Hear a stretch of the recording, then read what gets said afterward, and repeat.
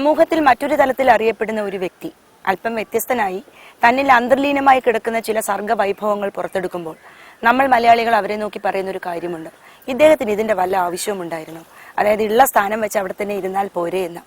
ഇത്തരം ധർമ്മസങ്കടത്തിൽ ആരോപണത്തിൽപ്പെട്ട് നിരന്തരം ഉഴറുന്ന ഒരു IAS പ്രമുഖനാണ് ഇന്നത്തെ നമ്മുടെ ഓണത്തോണിയിലെ അതിഥി. മറ്റാരുമല്ല, ഒട്ടേറെ ഔദ്യോഗികമായ സ്ഥാനമാനങ്ങൾ അലങ്കരിച്ച് ഇപ്പോൾ സംസ്ഥാന അഡീഷണൽ ചീഫ് സെക്രട്ടറിയും ആഭ്യന്തര വകുപ്പിന്റെ സെക്രട്ടറിയുമായ ശ്രീ K. ജയകുമാർ IAS. ഒരു IASകാരന്റെ സർഗജാടകൾ എന്ന് പറഞ്ഞ് ഇദ്ദേഹത്തെ ഒറ്റപ്പെടുത്തുമ്പോൾ ദുഃഖിതനും നിരാശനുമാകുന്നത് ജയകുമാർ എന്ന വ്യക്തിയിലുപരി ഇദ്ദേഹത്തിലെ കവിയും ഗാനരചയിതാവും ചിത്രകാരനും പരിഭാഷകനും സംവിധായകനും ഒക്കെയാണ്. ഇന്നത്തെ ഓണത്തോണിയിലൂടെ ശ്രീ K. ജയകുമാർ IAS ആണ് തന്റെ ജീവിത കാവ്യ കലാനുഭവങ്ങളും ഒപ്പം ഓണസ്മരണകളും പങ്കുവെക്കുന്നത്. നമസ്കാരം. ചെയ്യാനുള്ള കാര്യങ്ങളെല്ലാം സ്വാതന്ത്ര്യമായി ചെയ്ത് സന്തോഷമായി ജീവിക്കുക എന്നുള്ളൊരു മനോഭാവമാണ് സാറിനുള്ളത്. ഈ ഒരു തലപ്പാവ് ചൂടുമ്പോൾ എത്രത്തോളം പോസിറ്റീവായിട്ട് ചിന്തിക്കാനും പ്രവർത്തിക്കാനും ജീവിക്കാനും കഴിയുന്നുണ്ടെങ്കിൽ പോലും ചുറ്റുമുള്ള നെഗറ്റിവിറ്റി തന്നെ ബാധിക്കാതെ നോക്കുക എന്നുള്ളത് ഏറ്റവും ശ്രമകരമായ ദൗത്യമല്ലേ? ചുറ്റും നെഗറ്റിവിറ്റി എപ്പോഴും ഉണ്ടാവും. അതൊന്നും നമ്മൾ നോക്കേണ്ട കാര്യമില്ല. നമ്മളിവിടെ ജനിച്ചിരിക്കുന്നതിനും ജീവിച്ചിരിക്കുന്നതിനും ഒരു ലക്ഷ്യമുണ്ട്. എല്ലാവർക്കും രാഷ്ട്രപിതാവാകാനോ പ്രധാനമന്ത്രിയാവാനോ ഒന്നും സാധിക്കില്ല, അതിൻ്റെ ആവശ്യവുമില്ല. പക്ഷെ നമ്മൾ ജനിച്ചിരിക്കുന്നത് ചില വാസനകളോടുകൂടി, ചില കഴിവുകളോടുകൂടി, ചില വിചാരഗതികളോടുകൂടി, ചില വ്യക്തിത്വത്തോടു കൂടി നമ്മൾ ജനിച്ചു. നമുക്കിതെല്ലാം കളഞ്ഞു കുളിച്ച് അതൊക്കെ ഒരു വഴിയെ പൊക്കോളും, ഞാൻ സുഖമായിട്ട് അങ്ങനെ ജീവിക്കാൻ പോവാണ്, നല്ല സുഖമായിട്ട് ഭക്ഷണമൊക്കെ കഴിച്ച് വിശ്രമ ജീവിതം നയിച്ച് അതിനുള്ള പണവും മാത്രം ഉണ്ടാക്കി വേണമെങ്കിൽ ജീവിക്കാം. എന്നാൽ എൻ്റെ ഒരു ജീവിത വീക്ഷണത്തിൽ നമുക്ക് ജീവിതമെന്ന് പറയുന്ന ഈ ഒരു അവസരം അതിൻ്റെ ഒരു ഫുൾനെസ്സിൽ, അതിൻ്റെ ഒരു പൂർണ്ണതയിൽ, നമ്മളാൽ സാധിക്കുന്ന വിധത്തിലുള്ള പൂർണ്ണതയിൽ ജീവിക്കണം എന്ന് പറഞ്ഞ് നമ്മളിപ്പോൾ സാധാരണ ഭാഷയെ പറഞ്ഞ പോലെ അടിച്ചു പൊളിച്ച് ജീവിക്കുക എന്നുള്ളതല്ല. നമ്മുടെ വ്യക്തിത്വത്തിൻ്റെ പൂർണ്ണത, നമുക്ക് ചില കഴിവുകളുണ്ടെങ്കിൽ അതിൻ്റെ ഏറ്റവും നമ്മളാൽ സാധിക്കുന്ന തരത്തിൽ ആ കഴിവുകളെ പോഷിപ്പിക്കുക എന്നുള്ളത് നമുക്ക് ജീവിതത്തോടുള്ള ഒരു ഉത്തരവാദിത്തമാണ്. ഒരു കലാകാരനായി അറിയപ്പെടുക എന്നുള്ളതാണ് എൻ്റെ ജീവിതത്തിൽ പകർന്നു വച്ചിരിക്കുന്ന ഒരു വെല്ലുവിളി അല്ലെങ്കിൽ ഒരു സാധ്യത എന്നാണ് ഞാൻ വിചാരിക്കുന്നത്. ഒരു സിനിമാ കുടുംബമായിരുന്നു സാറിൻ്റെത്. സിനിമ കണ്ടും അറിഞ്ഞും വളർന്ന ബാല്യവും കൗമാരവും യൗവനവും. പ്രതിഭാധനായ സംവിധായകൻ കൃഷ്ണനായ സാറിന്റെ മകന് പക്ഷെ ഒരിക്കലും സിനിമാ കമ്പ് ഉണ്ടായിരുന്നില്ല. അധ്യാപകനാകണം എന്നായിരുന്നു ആഗ്രഹം. അതിനുവേണ്ടി ഒരുപാട് കാലം പ്രവർത്തിച്ചു. ആ സമയത്തല്ലേ എലീറ്റിനെ കുറിച്ചെല്ലാം റിസർച്ച് ചെയ്തതല്ല, മാനവിക സങ്കല്പം അതാണ് റിസർച്ച് പൂർത്തിയാക്കിയില്ല. അതിനുമുമ്പ് എനിക്ക് IAS കിട്ടി. അതാണ് അതിനുശേഷം IASലെത്തി. കവിത, ചിത്രരചന, ഈ പറഞ്ഞതുപോലെ നോവൽ, വിവർത്തനം, സംവിധാനം, ഗാനരചന എല്ലാം കുട്ടിക്കാലത്തെ തന്നെ ഒന്നിൽ നിന്ന് മറ്റൊന്നിലേക്ക് വ്യാപരിക്കുന്ന ഈ ഒരു രീതി സാറിനുണ്ടായിരുന്നു. എനിക്ക് തോന്നുന്നത് ഞാൻ വിദ്യാർത്ഥിയായിരിക്കുന്ന സമയത്ത് ഇതിനേക്കാൾ മറ്റൊരു ഡിസിപ്ലിൻ ഉണ്ടായിരുന്ന ഒരു കുട്ടിയാണ് ഞാൻ. ടീച്ചേഴ്സിനൊക്കെ അന്ന് എന്നോട് വലിയ സ്നേഹമാണ്. എന്ന് വെച്ചാൽ ഒരു എക്സ്ട്രാഡിനറിലി ബ്രില്യൻറ്റ് സ്റ്റുഡൻ്റ് അല്ല, എന്നാൽ എബവ് ആവറേജ് ആണ്. ക്ലാസ്സിൽ എന്നെ കൊണ്ട് ശല്യമില്ല. പഠിത്തത്തെപ്പറ്റി ഒരു ഉത്തരവാദിത്വ ബോധത്തോടു കൂടി ഉള്ള ഒരു സമീപനം. അപ്പോൾ ഞാൻ MA ഇംഗ്ലീഷാണ് പഠിച്ചത്. അതുവരെ ഞാൻ BSc സുവോളജി പഠിച്ച് ഡോക്ടറാവാൻ നടന്നതാണ്. അപ്പോൾ എനിക്കൊരു ഒരു എന്താണ് ഉൾവിളി ഉണ്ടായി, നീ ഡോക്ടറാവണ്ട, അങ്ങനെ സമൂഹത്തെ സേവിക്കണ്ട എന്ന്. മാത്രമല്ല സാഹിത്യത്തിലാണ് എൻ്റെ നമ്മൾ പറയുന്നൊരു കോളിംഗ് എന്നുള്ളത് സാഹിത്യത്തിലാണ്. ഞാൻ യൂണിവേഴ്സിറ്റി ലൈബ്രറിയിലൊക്കെ കയറി ആ പുസ്തകങ്ങളൊക്കെ കണ്ടപ്പോൾ എൻ്റെ മനസ്സിലുണ്ടായ ഒരു ആഹ്ലാദ തിമിർപ്പെന്ന് പറയുന്നത് ഭയങ്കരമാണ്. ഇത്രയും കവിതകളോ ഇത്രയും നോവലുകളോ ഇതൊന്നും ഞാൻ വായിച്ചിട്ടില്ല, എനിക്കെല്ലാം വായിക്കണം. റഷ്യൻ നോവലുകളൊക്കെ കണ്ട് ഞാൻ അത്ഭുതപ്പെട്ടു. പണ്ടൊക്കെ എൻ്റെ ഗ്രാമീണ വായനശാലയിലെ പരിഭാഷകൾ മാത്രമേ ഞാൻ വായിച്ചിട്ടുള്ളൂ ആദ്യമൊക്കെ. യൂണിവേഴ്സിറ്റി ലൈബ്രറി കണ്ടപ്പോഴാണ് നമ്മൾ നാടൻ ഭാഷയെ പറഞ്ഞ പോലെ കന്നിനെ കയം കാണിക്കുന്നത് പോലെ എന്നുള്ള പ്രയോഗം. ഞാൻ അവിടെ പോയി, അങ്ങനെയാണ് ഞാൻ BSc ഫൈനൽ ഇയർ ആയപ്പോൾ എൻ്റെ അഭിപ്രായം മാറി. എനിക്ക് സാഹിത്യം പഠിച്ചാൽ മതി എന്നായി. MAക്ക് ആദ്യം എനിക്ക് അഡ്മിഷൻ കിട്ടിയില്ല വാസ്തവത്തിൽ. പിന്നെയാണ് ഞാൻ നാഗ്പൂർ യൂണിവേഴ്സിറ്റി പോയിട്ട് MA ഇംഗ്ലീഷ് എടുത്തെനിക്ക് നല്ല മാർക്കും ഒക്കെ കിട്ടി. കാരണം സാഹിത്യം പഠിക്കുക എന്നുള്ള എൻ്റെ ഒരു ജീവിത നിയോഗമായിട്ട് ഞാൻ അവിടെ ചെന്നപ്പോൾ മനസ്സിലായി. MGM ലോഡ്ജിന് 40 രൂപ മുറി വാടകയ്ക്ക് 4 മാസത്തെ കഠിന പ്രയത്നം. ഞായറാഴ്ച ഒരു ദിവസം മാത്രം അമ്മയെടുത്ത് പോയി ഭക്ഷണം കഴിക്കും, 4:30 മണി വരെ പഠിക്കും, പത്മനാഭസ്വാമിയെ തൊഴുതിട്ട് പോയി പരീക്ഷ എഴുതുമ്പോൾ ആത്മവിശ്വാസം മാത്രമായിരുന്നു കൈമുതൽ. ഇതൊക്കെ സാറ് പറഞ്ഞിട്ടുള്ള കാര്യങ്ങളാണ്. 56ാമത്തെ റാങ്കിൽ IAS നേടി. സാർ ഈ പറഞ്ഞതുപോലെ സിനിമാക്കാരൻ മക്കളും ആരും ആകണ്ടെന്ന് അച്ഛന് നിർബന്ധം ഉണ്ടായിരുന്നു. അച്ഛന്റെ ആഗ്രഹമായിരുന്നു ഈ IAS? അല്ലല്ല, അച്ഛൻ IAS പറ്റിയൊന്നും വേണ്ടത്ര അവബോധം ഉണ്ടായിരുന്നില്ല എന്നാണ് എനിക്ക് തോന്നുന്നത്. വലിയൊരു സർവീസ് ആണെന്നൊക്കെ അറിയാമെന്നല്ലാതെ മക്കളെ IAS കാരനാക്കണമെന്ന് അച്ഛൻ വിചാരിച്ചില്ല. മക്കൾക്ക് അവർക്ക് നല്ല ജീവിതം ഉണ്ടാവണം എന്നുള്ളതല്ലാതെ അച്ഛനെ പോലെയും അത് മാത്രമേ അച്ഛൻ വിചാരിച്ചുള്ളൂ. എൻ്റെ ഒരു പഠിത്തത്തിൻ്റെ ഒരു രീതിയിൽ വന്നപ്പോഴാണ് ഞാൻ MA ഇംഗ്ലീഷിന് പോയി. അവിടെ എനിക്ക് നല്ല മാർക്ക് കിട്ടി. ഒരുപക്ഷെ എനിക്ക് ജീവിതത്തിൽ ഏറ്റവും നല്ല മാർക്ക് കിട്ടുന്നത് MAക്കാണ്. യൂണിവേഴ്സിറ്റിയിൽ റാങ്കാണ്, ഫസ്റ്റ് റാങ്കാണ്, ഗോൾഡ് മെഡലിസ്റ്റാണ്. എൻ്റെ ഉത്തരക്കടലാസൊക്കെ അവർ നാഗ്പൂർ യൂണിവേഴ്സിറ്റി നോട്ടീസ് ബോർഡിൽ പ്രസിദ്ധീകരിച്ചു. അങ്ങനെ ഞാൻ തന്നെ വിചാരിച്ചു ഞാൻ മോശമല്ല, എനിക്ക് പഠിച്ചാലൊക്കെ എവിടെയും എത്താം എന്നൊക്കെ ഒരു ധൈര്യം എനിക്ക് വന്നു. ആ ധൈര്യത്തിൽ നിന്ന് ഞാൻ വിചാരിച്ചു എന്നാൽ വൈ നോട്ട് IAS. അന്ന് അവിടെ രഘുമേനൻ എന്ന് പറയുന്നൊരു എൻ്റെ സീനിയറായിട്ട് പഠിച്ചൊരു ഇംഗ്ലീഷിന് പഠിച്ചൊരു മലയാളിയുണ്ട്, നാഗ്പൂർ സെറ്റിൽ ചെയ്തിട്ടുള്ള മലയാളി.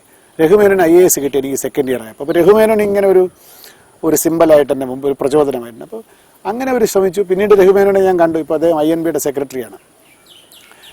അപ്പോൾ ഞാൻ പറഞ്ഞു ഈ പിന്നെ ഏകലവ്യനെ പോലെയാണ് ഞാൻ, ദ്രോണരുടെ ശില ഉണ്ടാക്കി വെച്ചിട്ടാണ് ഞാൻ പഠിച്ചത്, രഘുമേനോനാണ് എൻ്റെ ഗുരു എന്ന് ഞാൻ പറയുകയുണ്ട്. തന്നിലെ ഗ്രാമീണൻ ഇന്നും സജീവനാണെന്നും ആ ഗ്രാമീണതയാണ് തന്നെ കവിതയിലേക്ക് നയിച്ചതെന്നും സാറ് പറയുന്നു. പക്ഷെ സാറിന്റെ കവിതകൾ ഏതെടുത്ത് പരിശോധിച്ചാലും അതിനകത്തൊരു ആത്മീയത കാണാൻ സാധിക്കും.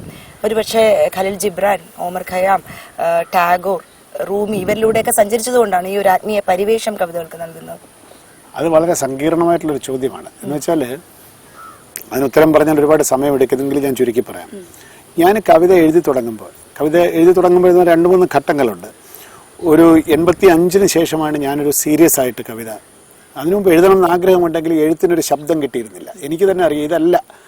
അങ്ങനെ അന്വേഷിച്ച് ഞാനൊരു ശബ്ദം കണ്ടെത്തി. ഒരു 85 കാലഘട്ടത്തിലൊക്കെ.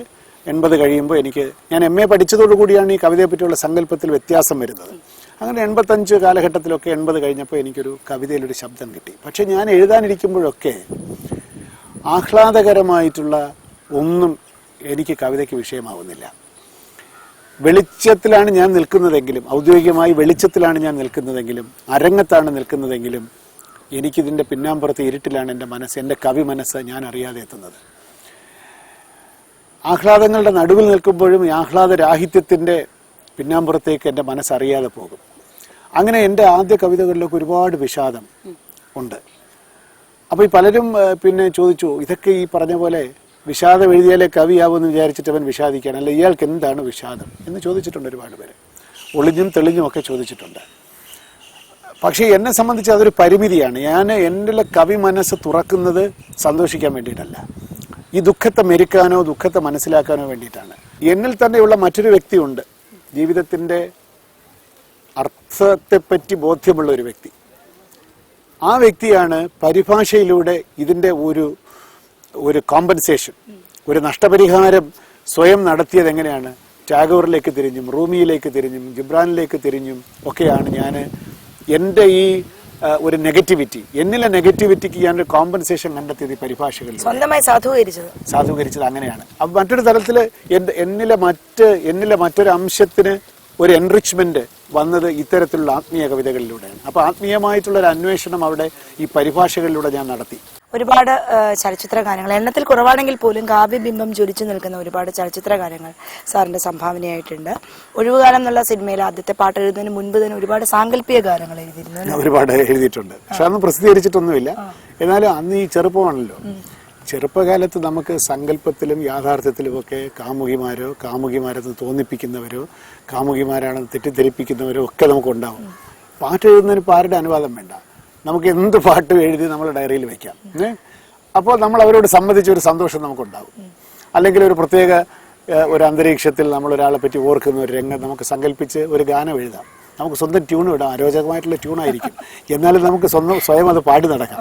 ഇതൊക്കെ യൗവനത്തിൻ്റെ ചില ലീലകളാണ്. അതൊക്കെ ഞാൻ ഒരുപാട് അഭിരമിച്ചിട്ടുണ്ട്. ഇതൊക്കെ പക്ഷെ തികച്ച സ്വകാര്യമാണെന്നുള്ളൂ, ഞാനിതൊന്നും ആരോടും പറയാറില്ല. അന്ന് ഞാനൊരു ഇങ്ങനെ ഏകാഗിയായി നടക്കുന്ന ഒരു കൊച്ചു പയ്യൻ, പക്ഷേ ഈ പയ്യന്റെ മനസ്സ് മുഴുവൻ ഈ കൊള്ളരുതായ്മകളാണ്.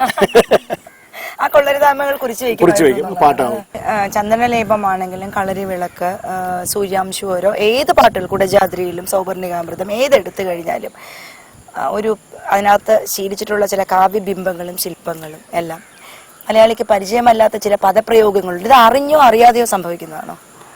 അത് അറിഞ്ഞുമാണ് അറിയാതെയുമാണ്, അങ്ങനെ പറയാൻ പറ്റും. അറിഞ്ഞു എന്ന് പറയാൻ കാര്യം ഏത് കവിക്കും എന്താണ്, അയാളുടെ ഒരു കയ്യൊപ്പ് അതിനകത്ത് വേണം. പണ്ടൊക്കെ ഈ കീർത്തനങ്ങൾ എഴുതുന്നവരുടെ മുദ്ര എന്നുള്ള നിലയ്ക്ക് ഗുരുഗുഹ എന്ന് പറഞ്ഞാൽ ദീക്ഷിതര്, അങ്ങനെ ഓരോരുത്തരും ഉണ്ടല്ലോ. അപ്പോൾ അങ്ങനെ ഒരു മുദ്ര അതിനകത്ത് ചാർത്തണം എന്ന് നമ്മളെല്ലാവരും ആഗ്രഹിക്കും. എങ്ങനെ ചാർത്താം? നമ്മളുടെ ഡിക്ഷൻ കുറച്ച് വ്യത്യസ്തമായിരിക്കണം. ഇപ്പം എൻ്റെ ഒഴിവുകാലം എന്നുള്ള സിനിമയിൽ ഒരു പാട്ടുണ്ട്, സായന്തനം നിഴൽ വീശിയില്ല, ശ്രാവണപ്പൂക്കൾ ഉറങ്ങിയില്ല, പൊയ്പോയ നാളിൻ മയിൽപ്പീലി മിഴികളിൽ നീലാഞ്ജന ദ്യുതി മങ്ങിയില്ല. അപ്പൊ ഈ നീലാഞ്ജനം ഉപയോഗിക്കും, പക്ഷെ നീലാഞ്ജന ദ്യുതി എന്നുള്ളത് സാധാരണ ഉപയോഗിക്കാറില്ല. അങ്ങനെയൊക്കെയുള്ള കുറച്ച് ധൈര്യത്തിൽ എഴുതുക എന്നുള്ളതാണ്. അത് ഈ ശയ്യാഗുണം അത് ഒത്തു വന്നിട്ടുണ്ടെങ്കിൽ പാട്ട് നന്നാവും. തീർച്ചയായിട്ടും അതുകൊണ്ടാണ് എണ്ണത്തിൽ കുറവാണെങ്കിലും ഓരോ പാട്ടുകളും മലയാളിയുടെ മനസ്സിൽ തങ്ങി നിൽക്കുന്നതും പ്രിയങ്കരങ്ങളാകുന്നതും. 5 വർഷത്തെ ദില്ലി വാസം, അതിൽ നിന്ന് കിട്ടിയ സുഹൃതം എന്ന് പറയാം ചിത്രകല, അല്ലെ സാർ? ഈ അടുത്ത കാലത്ത് ഒരു മ്യൂറൽ പെയിന്റിങ്ങിന്റെ എക്സിബിഷന് പ്രധാന അധ്യക്ഷനായിരുന്നു. സാർ പറഞ്ഞു, എനിക്കിഷ്ടമുള്ളതുപോലെ ഞാൻ വരയ്ക്കും, അത് എൻ്റെ സ്വാതന്ത്ര്യമാണ്, എൻ്റെ മനസ്സിൽ നിന്ന് വരുന്ന വരകളും കുറികളുമാണ് എൻ്റെ ചിത്രം, അതിനെ നോക്കി ആരും ആർട്ടെന്നോ മോഡേൺ ആർട്ടെന്നോ വിവേചിക്കേണ്ട കാര്യമില്ലാതെ. അതിനെപ്പറ്റി പറഞ്ഞാല്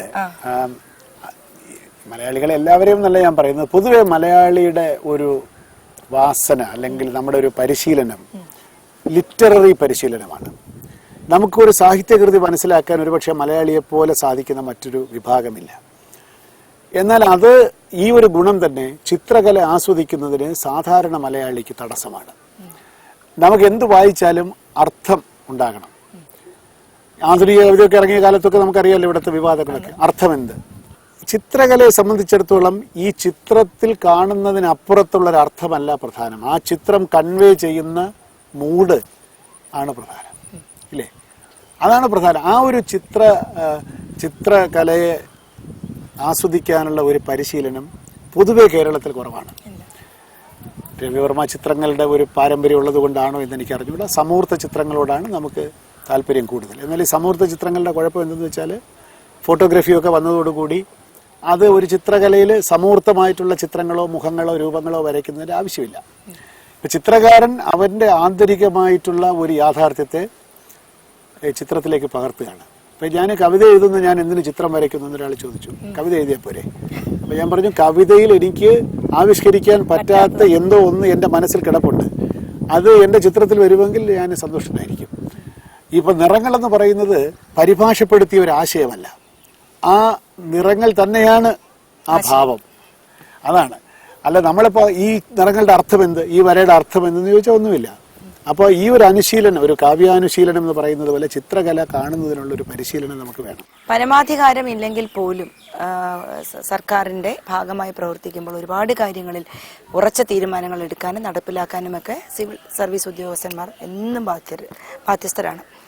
സാറിന്റെ ശബരിമല കമ്മീഷണറായിരുന്നപ്പോഴുള്ള സേവനങ്ങളും പ്ലാച്ചിമട റിപ്പോർട്ടിന്റെ ഇമ്പാക്റ്റും എല്ലാം പരിശോധിച്ച് കഴിഞ്ഞാൽ തീർച്ചയായിട്ടും അത് 100% ശരിയാണെന്നുള്ളതിന് തെളിവല്ലേ?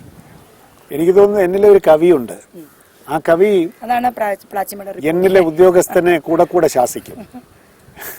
നീ വെറും ഉദ്യോഗസ്ഥനാവരുത്, മനുഷ്യപക്ഷത്താണ് നിന്റെ നിൽപ്പ്, ഇല്ലെങ്കിൽ പിന്നെ മനുഷ്യർക്ക് വേണ്ടി കവിത എഴുതുന്ന കവി വ്യാജനാണ്, ഇല്ലേ? ഉദ്യോഗത്തിൽ നിന്നുകൊണ്ട് ഞാൻ ജനങ്ങൾക്ക് വിരുദ്ധമായിട്ടുള്ള ചേരിയിൽ നിൽക്കുകയും കവിതയെ വരുമ്പോൾ മാത്രം ഞാൻ ജനപക്ഷത്താണെന്ന് പറഞ്ഞാൽ എനിക്ക് സ്പ്ലിറ്റ് പേഴ്സണാലിറ്റി എന്നാണ് അർത്ഥം. അപ്പോൾ എന്നിലെ ഉദ്യോഗസ്ഥനെ പലപ്പോഴും പല ഘട്ടങ്ങളിൽ, നിർണായക ഘട്ടങ്ങളിൽ എന്നിലെ കവി ശാസിക്കുകയും നിയന്ത്രിക്കുകയും നേർവഴി നടത്തുകയും ചെയ്തിട്ടുണ്ട്. ഈ റിപ്പോർട്ടുകളൊക്കെ ആളുകൾക്ക് ഗുണം ചെയ്തെങ്കിൽ, അതിനകത്തൊരു മനുഷ്യത്വം ഉണ്ടെങ്കിൽ അത് എന്നിലെ കവിയാണ്, എന്നിലെ മനുഷ്യനാണ്. ഉദ്യോഗസ്ഥനായി മാത്രം മാറാൻ അനുവദിക്കാത്ത എന്നിലെ ഒരു മനുഷ്യനാണ്, എന്നിലെ കവിത്വമാണ് അതെന്നെ നിയന്ത്രിക്കുന്നതെന്ന് എനിക്ക് തോന്നുന്നു. ഈ പറഞ്ഞ പോലെ ലാളിത്യമാർന്ന ജീവിത രീതികൾ കണ്ടു വളർന്നൊരു വ്യക്തിയായതുകൊണ്ടും സാധാരണക്കാരായ ജനങ്ങളോട് അടുത്ത് ഇടപഴകാനുള്ള അവസരങ്ങൾ ലഭിച്ചതുകൊണ്ടും കോഴിക്കോട് കളക്ടറായിരിക്കുമ്പോൾ സാധാരണക്കാരുടെ ഇടയിലേക്ക് കടന്നു ചെല്ലാനും പ്രവർത്തിക്കാനും സാധിച്ചു, അല്ലെ? ആ ഒരു വളർച്ച, ആ ഒരു ബാല്യം അതിന് ഒരുപാട് സഹായിച്ചു എന്നുള്ളതാണ്, അല്ലെ? മനുഷ്യരോടുള്ള ഇണങ്ങളിലാണ് നമ്മുടെ ജീവിതത്തിന്റെ ലാവണ്യം. ഞാനിപ്പോൾ എനിക്ക് ഒരുപാട് സന്ദർഭങ്ങൾ ഉണ്ടായിട്ടുണ്ട്. ഞാൻ സിനിമയിൽ പാട്ട് എഴുതുന്നത് എന്തിനാണ് എന്ന് പലരും എന്നോട് ചോദിച്ചു. നിങ്ങൾക്ക് വളരെ റെസ്പെക്റ്റബിൾ ആയിട്ടുള്ളൊരു ജോലി, അത്യാവശ്യം കവിതയൊക്കെ ഉണ്ട്, എന്തിനാണ് ഈ സിനിമയിൽ പാട്ട്? അപ്പോൾ ഞാൻ പറഞ്ഞു, ഞാൻ കണ്ണൂർ വളരെ സംഘർഷഭരിതമായിട്ടുള്ള ഒരു സമയത്ത് ഒരു ഇലക്ഷൻ ഒബ്സർവറായിട്ട് ഞാനവിടെ പോവാണ്, വളരെ കാലങ്ങൾക്ക് മുമ്പ്. അപ്പോൾ ഒബ്സർവർ എന്നുള്ളതിലേക്ക് ഞാൻ അവിടെ ചെന്നിറങ്ങുന്നു, ആളുകളൊക്കെ ചുറ്റും കൂടി, പോലീസ് വന്നു, ഞാൻ സംസാരിച്ച് ഒക്കെ ഒരുമാതിരി ഒതുക്കി. അപ്പോൾ സംഘർഷം കുറഞ്ഞിട്ടില്ല, ഒരു ചെറിയൊരു ലൾ. അപ്പോൾ ഒരു ചെറുപ്പക്കാരൻ എൻ്റെ അടുത്തോട്ട് വന്നിട്ട്, അപ്പോൾ ഞാൻ വിചാരിച്ചു ഇവൻ എന്നെ എന്തോ എന്നോട് ഡിസഗ്രി ചെയ്യാനോ വയലൻ്റായിട്ട് ആർഗ്യൂ ചെയ്യാനോ വരുന്നതാണ്. വന്നിട്ട് ചോദിച്ചു, സാറല്ലേ ചന്ദനലേപ സുഗന്ധം എഴുതിയത്? ഞാൻ പറഞ്ഞാതെ അല്ല, രഹസ്യം പാട്ടാ കേട്ടോ സാർ. അപ്പോൾ അതോടുകൂടി ഇവിടുത്തെ പ്രശ്നമെല്ലാം തീർന്നല്ലോ. പിന്നീട് ഞാൻ അവരോട് സംസാരിക്കുമ്പോൾ ഉള്ള അവരുടെ ഒരു സന്തോഷം, ഒരു കൺവിക്ഷൻ, ഇയാളൊരു ദുഷ്ടനല്ല, ഇയാൾ പറഞ്ഞാൽ അത് ചെയ്യും. എനിക്ക് തോന്നുന്നു എന്നിലെ കവിയെ ഞാൻ ഉപയോഗിച്ചിട്ടുണ്ട് അങ്ങനെ. അപ്പോൾ ഒരു അഡീഷണൽ ചീഫ് സെക്രട്ടറിയോ അല്ലെങ്കിൽ ഒരു ഗവൺമെന്റ് സെക്രട്ടറിയോ അല്ല അവരുടെ മുമ്പിൽ ചെന്ന് നിൽക്കുന്നത്. ഈ പാട്ടെഴുതിയ ഒരാളാണ്, ഇയാളെ നമുക്ക് വിശ്വസിക്കാം. ഉദ്യോഗസ്ഥനെ അവിശ്വസിക്കുമ്പോഴും ഈ ഗാനരചയിതാവിനെ വിശ്വസിക്കാം എന്ന് അയാളുടെ മനസ്സിലുണ്ടായ ആ ഒരു വിചാരമാണ് എനിക്ക് തോന്നുന്നു എൻ്റെ കവിത്വത്തിന് കിട്ടിയ ഏറ്റവും വലിയൊരു അംഗീകാരം. സാർ നേരത്തെ പറഞ്ഞ പോലെ സാറിന് തന്നെ വരികൾ, ഗ്രാമത്തിലേക്ക് മടങ്ങേണ്ട നീ ഇനി ഗ്രാമം ഇന്നെല്ലാം മറന്നിരിക്കുന്നടോ, പഴയ ചങ്ങാതികൾ അളവ് തെറ്റിയ കുപ്പായങ്ങൾ പോലെയാണടോ എന്ന്. തീർച്ചയായിട്ടും ഒരു നഷ്ടബോധത്തിന്റെ കവി മനസ്സാണ് നമുക്കിത് കാണാൻ സാധിക്കുന്നത്. ഈ ഓണനാളില് അത്തരം ഒരു നഷ്ടബോധം ഓണത്തിനെ കുറിച്ച് ഓർക്കുമ്പോൾ സാറിന് തോന്നുന്നുണ്ടോ? അതൊരു കൺവെൻഷനലായിട്ട് മറുപടി പറഞ്ഞാൽ നഷ്ടബോധം ഉണ്ടെന്ന് പറയാൻ ബാധ്യസ്ഥരാണ് കവികളല്ല. എനിക്ക് അങ്ങനെ നഷ്ടബോധം ഇല്ല. കാരണം എന്താണെന്ന് വെച്ചാൽ, കാരണം കവികളെ പറ്റിയുള്ള സങ്കല്പം എന്താണ്? ഓണത്തെ പറ്റി നഷ്ടബോധത്തോടു കൂടി വിലപിക്കണം അല്ലേ? മറഞ്ഞു പോയി എൻ്റെ ആ പൊന്നോണ നാളുകളെന്നൊക്കെ പറയണം. ഞാൻ അങ്ങനെ ഒന്നും പറയുന്നില്ല. കാരണം എന്താ വെച്ചാൽ ഞങ്ങളുടെ ഓണം പരമവിരസവും പിന്നെ കുറച്ച് ഏകാന്തവുമായിരുന്നു എന്നുള്ളതാണ് വാസ്തവം. കാരണം പറഞ്ഞു തരാം. അന്ന് ഇപ്പോഴുള്ള ഓണം നമുക്ക് പ്രശ്നമല്ല, നമ്മളൊക്കെ മുതിർന്ന് ഇനിയിപ്പോൾ ഓണത്തിന് ആ പഴയ ഗ്ലാമറൊന്നും ഇല്ലല്ലോ. കുട്ടിക്കാലത്താണ് ഓണം. അപ്പോൾ ഈ ഓണത്തിന് പടങ്ങൾ റിലീസ് ചെയ്യുക എന്നുള്ളതാണല്ലോ സിനിമ ഇൻഡസ്ട്രിയുടെ ഒരു കാര്യം. അപ്പോൾ ഓണത്തിന് റിലീസാവുന്ന പടങ്ങൾ അച്ഛന് 1-2 പടങ്ങളുണ്ടാവും. ചിലപ്പോൾ 2-3 പടമൊക്കെ അച്ഛൻ്റെ ഇറങ്ങിയിട്ടുണ്ടെന്ന്. കാരണം ഒരു വർഷം 9 പടമൊക്കെ അച്ഛൻ സംവിധാനം ചെയ്തിട്ടുണ്ട്. അച്ഛന് വരാൻ സമയമില്ല. അപ്പോൾ ഓണത്തിന് വരും, ചിലപ്പോൾ വരും, ചിലപ്പോൾ വരില്ല. അപ്പോൾ മണി ഓർഡർ വന്നു, പൈസ വന്നു, അച്ഛൻ വരുമായിരിക്കും, അച്ഛൻ വന്നില്ല. എന്നാൽ പോട്ടെ, കൂട്ടുകാരെങ്കിലും ഒക്കെ ഓണത്തിന് വിളിച്ച് വരാൻ. വീട്ടിൽ ജോലിക്കാർ വരില്ല, വീട്ടിൽ ആരുമില്ല, എല്ലാവരും അവരവരുടെ വീട്ടിൽ ഓണമല്ലേ.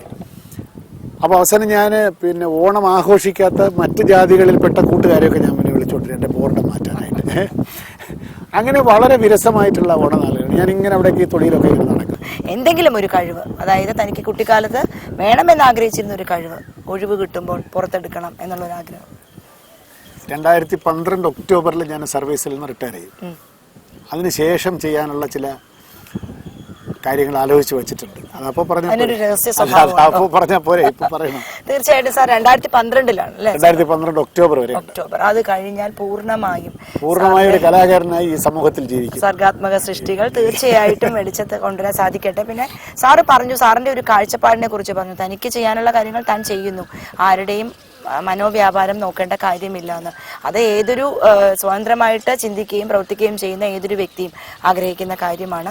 തീർച്ചയായിട്ടും സാർ ഒരുപാട് ചലച്ചിത്ര ഗാനങ്ങൾ, സാറിൻ്റെ ആത്മാംശം ഉൾപ്പെടുന്ന ഒരുപാട് കവിതകൾ, പിന്നെ ഞങ്ങൾ ആഗ്രഹിക്കുന്ന മറ്റൊരു കാര്യം കൂടെ സംവിധാന രംഗത്തും സാറിൻ്റെ റിട്ടയർമെന്റ് കഴിഞ്ഞിട്ട് പല കാര്യങ്ങളിലും ഒന്ന് അതാണ്. ഒന്ന് തീർച്ചയായിട്ടും അത് കുട്ടികൾക്കുള്ളത് തന്നെ ആയിരിക്കും, മുതിർന്നവർക്കുള്ളതും ചെയ്യാം. തീർച്ചയായിട്ടും വളരെ വളരെ സന്തോഷം സാർ. കാരണം ഒരുപാട് കഷ്ടപ്പെട്ടാണ് സാറിന് കിട്ടിയത്. അപ്പോൾ ഈ തിരക്കുകൾക്കിടയിലും ഓണത്തോണിയിൽ വന്ന് സഹകരിച്ചാൽ വളരെ